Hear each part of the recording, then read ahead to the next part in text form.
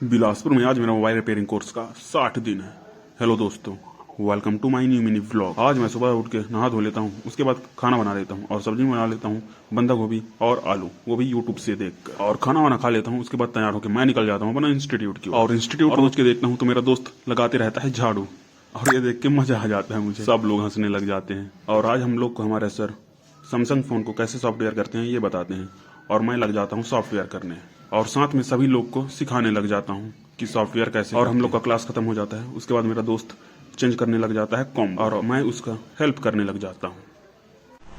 Finally हमारा combo ready हो गया गाइस, ये देखो।